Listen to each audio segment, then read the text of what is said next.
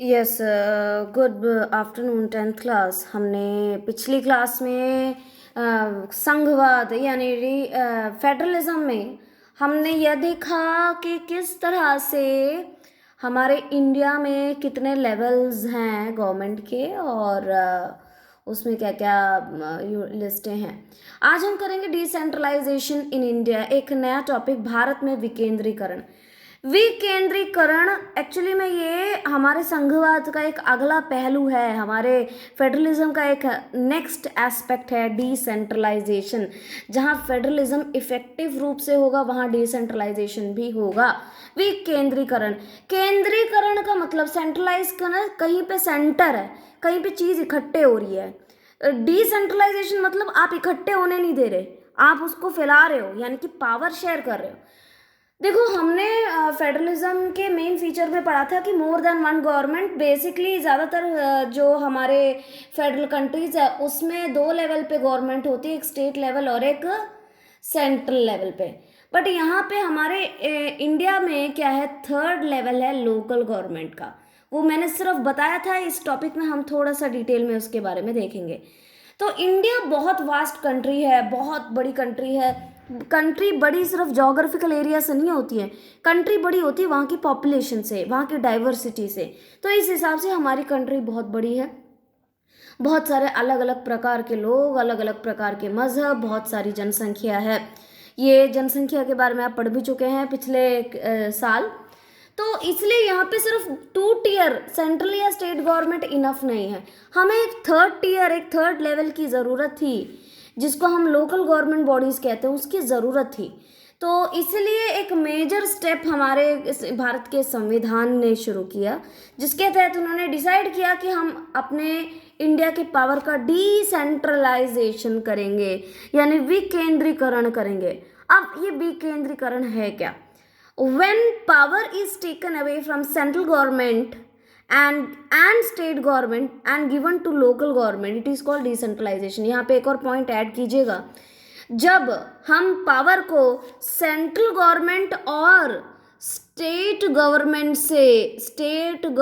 से लेकर, हम जो है उनसे थोड़ा पावर लेकर वहाँ के लोकल गवर्नमेंट बॉडीज़ को जब हम देते हैं पावर, उसको हम विकेंद्रीकरण या डिसेंट्रलाइजेशन कहते हैं। जब केंद्र सरकार और राज्य सरकारों से जो सत्ता है वो थोड़ा लेकर हम वहाँ के स्थानीय सरकार को हम जो देते हैं, उसको हम विकेंद्रीकरण कहते हैं। तो people at the local level से हैव बेटर नॉलेज। इसके पीछे का कारण क्या था? इसके पीछे का कारण ये था कि देखिए, जो लोकल लेवल पे लोग रहते हैं, जो गांव में, शहरों में रहते हैं, तो वहाँ के लोगों को ज़्यादा बेटर नॉलेज होता है वहाँ की प्रॉब्लम्स का, ना कि राज्य के सरकार का। और उनको अच्छे से पता है कि भाई हम गाँव में रहते हैं, हमारे गाँव में जो है किस जगह पे क्या कमी है और कहाँ पे कितने पैसे लगाने चाहिए, उनको ज़्यादा अच्छे से पता है, और वो लोकल लेवल पे ज़्यादा अच्छा काम कर सकते हैं। तो लोगों की ज़रूरतों का पता आसपास के लोगों के, रहने वाले लोगों को ज़्यादा पता होता है, ना कि राज्य सरकारों को। इसलिए वहाँ के लेवल पे सरकारें बनाई गई, लोकल गवर्नमेंट बॉडीज़ बनाई गई। एट लोकल लेवल अगेन, इसके पीछे का और दूसरा कारण कहते हैं, it is easy for people to participate in decision making. तो वहाँ के लोगों के लिए और ज़्यादा आराम भी रहता है कि गांव के लोग डायरेक्ट जो है वहाँ के डिसीजन मेकिंग में जो है वहाँ के फैसलों में अपना योगदान दे, जो कि गांव में लोग रहते हैं, ना कि वो दूर जाने के बजाय अगर गांव में ही ऐसा कोई संविधान हो जहाँ पे वो अपने फैसले में अपना योगदान दे, तो वो उनके लिए ज़्यादा आसान रहेगा। तो थर्ड टीयर था हमारे इंडिपेंडेंस के बाद, पंचायत था, लेकिन इंडिपेंडेंस के बाद इन लोगों के पास ज़्यादा पावर दी नहीं गई थी। ये कहने में तो कागज़ों में पंचायत और म्यूनसिपैलिटीज़ थे, लेकिन वो उतने एक्टिव नहीं थे, ना ही इलेक्शंस ठीक से होते थे, और उनके पास ज़्यादा पावर नहीं था। बाद में 1992 में हमारे संविधान में बहुत बड़ा संशोधन किया गया, बहुत फेमस है 1992 इसलिए। अमेंड किया गया हमारे कॉन्स्टिट्यूशन में, और उनका पूरा पर्पस क्या था कि हमें अपना थर्ड टीयर यानी कि लोकल गवर्नमेंट को जो है और अच्छे से करना है और बेहतर करना, उसको पावरफुल करना है, ताकि अभी जो उसमें जो कमियां हैं वो दूर हो जाए।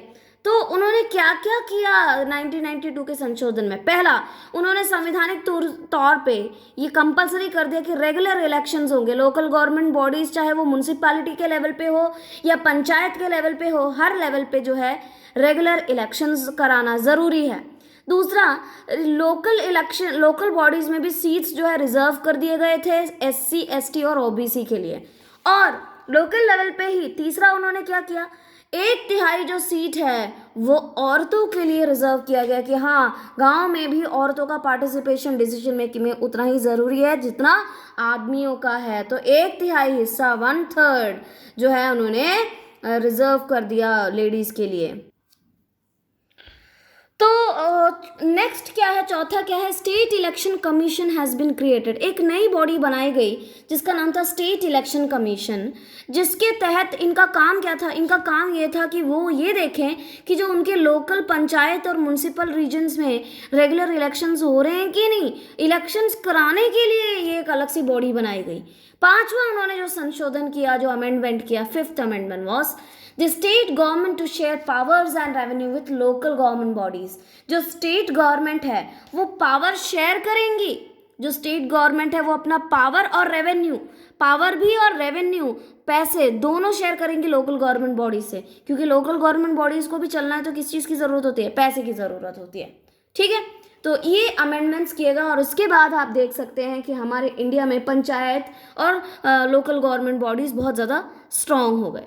अब आप देखते हैं कि हम देखते हैं गांव में जो पंचायत है उसके कितने लेवल है। ये हालांकि आप छोटे क्लासेस में पढ़ चुके हैं, लेकिन एक बार और देख लेते हैं। गांव में सबसे नीचे के लेवल से हम जाते हैं, सबसे नीचे के लेवल पे होते हैं ग्राम पंचायत। ग्राम पंचायत, जैसे आपने वो एक सीरियल आता था बालिका वधू पहले, उसमें ग्राम पंचायत की पूरी वर्किंग दिखाई हुई है। वहाँ पे जो होता है सरपंच के लिए इलेक्शंस होते हैं और पंचों का इलेक्शन होता है। पंच क्या होता है, पंच 5 लोग होते हैं, उसमें एक सरपंच भी होता है। और इन सबको इलेक्ट कौन करते हैं, गांव के बड़े बुजुर्ग लोग इलेक्शन डायरेक्ट इलेक्ट करके इनको रिप्रेजेंट चुनते हैं, तो ये काम करते हैं। ठीक है, इसके ऊपर, इनके ऊपर नज़र रखने के लिए होता है ग्राम सभा। ग्राम सभा साल में 2 से 3 बार मिलती है एनुअल बजट वगैरह डिसाइड करने के लिए। और ग्राम सभा में कौन जाता है, जितने भी गांव के लोग हैं, जो सरपंच और पंच को इलेक्ट करते हैं वो भी, और सरपंच भी यहाँ पे जा सकते हैं। सब मिल बांट के यहाँ पे सारी चीज़ें देखेंगे। इनके ऊपर नज़र रखते हैं डिस्ट्रिक्ट लेवल पे। डिस्ट्रिक्ट लेवल पे हम कहते हैं उसको पंचायत समिति, उसको हम ब्लॉक या मंडल भी कहते हैं। ठीक है, और इसमें क्या होता है, ये क्या होता है, पंचायत समिति कुछ नहीं है, ग्राम सभा का एक ग्रुप है। बहुत सारे गांव के ग्राम सभाओं को इकट्ठे मिला के एक पंचायत समिति बना देते हैं, उसको मंडल या ब्लॉक कहते हैं। और डिस्ट्रिक्ट लेवल से भी ऊपर, पंचायत समिति से भी ऊपर होते हैं जिला परिषद। जिला परिषद होते हैं जिसमें बड़े बड़े MLAs और MPs होते हैं, जो लोकसभा राज्यसभा के जो है कई सारे बड़े बड़े मेंबर्स होते हैं, जो जिनका ताल्लुक डायरेक्ट सरकार से होता है। तो इस तरह से 4 लेवल है, ग्राम पंचायत, ग्राम सभा, पंचायत समिति और फिर जिला परिषद। ओके, तो ये है गांव का डिवीज़न। अब आप शहरों की बात करें, म्यूनसिपालिटीज़, जो छोटे मोटे शहर होते हैं वहाँ पे म्यूनसिपालिटीज़ होती हैं, और जो बड़े सिटीज़, बिग सिटीज़ में क्या होता है, म्यूनसिपल कॉरपोरेशन होते हैं, नगर पालिका कॉरपोरेशन होती हैं। ठीक है, it has elected representative of people. तो आपको पता है नगर पालिका में भी, म्यूनसिपालिटीज़ में भी इलेक्शंस होते हैं, जब लोग इलेक्ट करने जाते हैं। अगर आई डोंट नो आपको पता है कि नहीं, लेकिन इलेक्शंस होते हैं MCDs में, म्यूनसिपालिटीज़ और म्यूनसिपल कॉरपोरेशंस में इलेक्शंस होते हैं, और लोग नॉर्मल जो वहाँ पे रह रहे होते हैं वो वहाँ पे इलेक्शन के इलेक्ट के लिए जाते हैं। तो it has elected representative of people. तो अब देखिए, म्यूनसिपालिटीज़ का जो मेन हेड होता है उसको हम क्या कहते हैं, म्यूनसिपल चेयरपर्सन। और म्यूनसिपल कॉरपोरेशन, जो बड़े बड़े शहरों का जो मेन हेड होता है उसको हम क्या कहते हैं, मेयर। ठीक है, तो ये सारे सब तरह से उन्होंने जो है डिवाइड किए हुए हैं पावर्स को अच्छे तरीके से। बट इसके बावजूद भी हम देख सकते हैं बहुत सारे शॉर्ट कमिंग्स हैं, कमियां हैं। क्यों? क्योंकि आप देख सकते हैं यहाँ ग्राम सभा में कहा जाता है 2 से 3 बार साल में आना है, लेकिन कई बार यहाँ पे इलेक्शंस रेगुलर नहीं आते, मीटिंग रेगुलर नहीं होती। कई सारे स्टेट गवर्नमेंट जो है अपने पैसे और पावर दोनों ही लोकल गवर्नमेंट बॉडीज़ के साथ शेयर करने को राज़ी नहीं होते। तो आपने देखा हमारे इंडिया में जो है फेडरलिज्म संघवाद में 3 टियर पे 3 लेवल पे जो है डिवाइडेड है। अगर हम थोड़ा सा रिवाइज करें तो देख पाएंगे, यहाँ पे देखिएगा हमारा थोड़ा सा रिवीजन करते हैं। हमने देखा फेडरलिज्म में यूनियन गवर्नमेंट होती है, स्टेट गवर्नमेंट और एक लोकल गवर्नमेंट। यूनियन गवर्नमेंट में जो government for the entire country, यानी कि संघ सरकार में क्या संघ सरकार में क्या होती है, पूरे कंट्री का सरकार होती है वो, इसमें यूनियन लिस्ट आता है। और यूनियन लिस्ट में भी कुछ रेसिड्यूरी सब्जेक्ट के अधिकार भी, बचे हुए सब्जेक्ट के अधिकार भी इनके पास होते हैं, और इनके पास कंकरेंट लिस्ट के भी अधिकार होते हैं। किसके पास? यूनियन गवर्नमेंट के पास। अगेन अगर आप स्टेट गवर्नमेंट की बात करें तो उनके पास गवर्नमेंट फॉर पर्टिकुलर स्टेट, ये एक पर्टिकुलर स्टेट या प्रोविंस, कोई एक पर्टिकुलर राज्यों के लिए राज्य सरकार होती है, और इनके पास अधिकार जो लिखित है उनको कहते हैं स्टेट लिस्ट। और इनका अधिकार अगेन कंकरेंट लिस्ट के भी कुछ पहलुओं पे इनका राज्य सरकारों का अधिकार होता है। नेक्स्ट लोकल गवर्नमेंट की अगर हम बात करें, लोकल जो गवर्नमेंट लोकल लेवल पे होता है, जिसमें ग्राम पंचायत, ब्लॉक, तहसील होता है, फिर जिला परिषद होता है। तो ये सारी चीज़ें हमने इस चैप्टर में पढ़ी हैं, और ये मेन क्रक्स था आपके फेडरलिज्म चैप्टर का। ओके।